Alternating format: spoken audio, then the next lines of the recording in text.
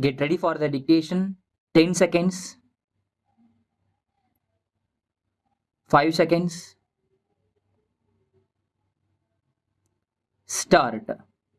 Mr. Speaker, sir, I have great pleasure in congratulating the Honorable the Finance Minister on the very sound and able manner in which he has presented the budget for the year.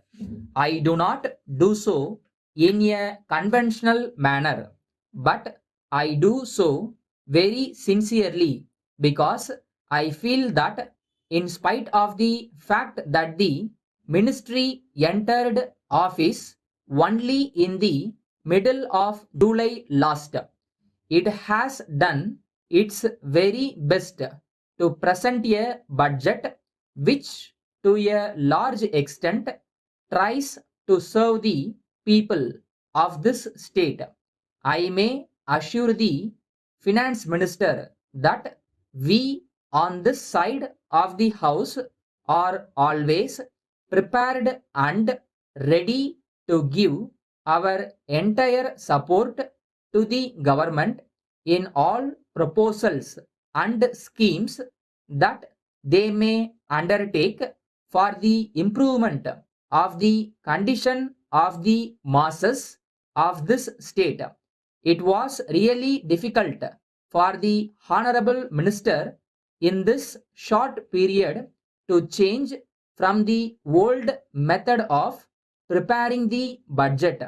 He had necessarily to accept the estimates that were already made by the previous ministry or by the previous government. I would like to make in this connection a few observations on one or two features of the budget.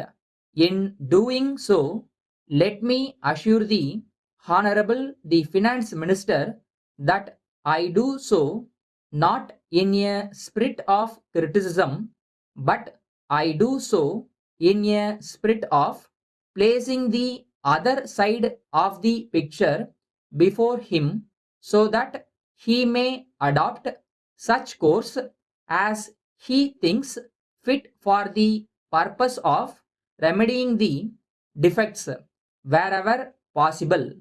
First, we are to a certain extent sorry about the way in which the lot of the agriculturist has been dealt with.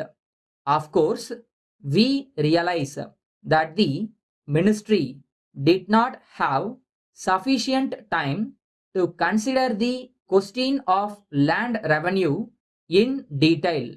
It has not been possible for it to indicate whether the government will go into the matter fully during the present year and give some permanent relief to the agriculturist. It is true that the remission of land revenue will, to a certain extent, give temporary relief to the agriculturist, but only when he gets permanent relief, he can go on with his work with some sort of security and without having to pay at the end of the year a heavy amount on account of the present high rate at which the land tax is levied. I therefore hope that the government will go into the matter carefully with a view to giving the necessary relief to the agriculturist. I am rather very surprised also to see that the Honorable the Minister for Finance feels that prices have gone up and that the condition of the agriculturist has improved at the present time. I do not know whether the Honorable Minister will make further enquiries into the matter and satisfy himself whether such reports are correct, as the time before the minister was short, he has not been able to give sufficient attention to the improvement of their condition. Letter from Krishna and Company, 3, Anna Salai, Madras, to Messrs. Rama and Company, 10, Car Street, Tiruchirappalli. Dear sirs, we are in receipt of your letter of the 3rd March. As you are aware, we have been manufacturing and selling domestic appliances for a long time.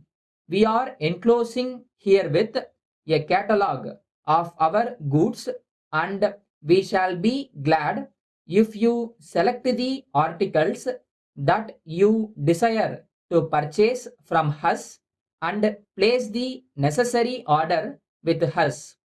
We assure you that on receipt of your order, we shall take necessary steps to supply them to you at an early date. Normally, the goods will be supplied to you within 2 weeks from the date of receipt of order. As a special case, we shall try to supply you the goods required within a week from the date of receipt of order. One of the terms and conditions of sale is that if any of the goods are found damaged or are not working properly, we shall be pleased to supply fresh ones in their place, but it should be brought to our notice within a week from the date of receipt of goods by you. Yours faithfully,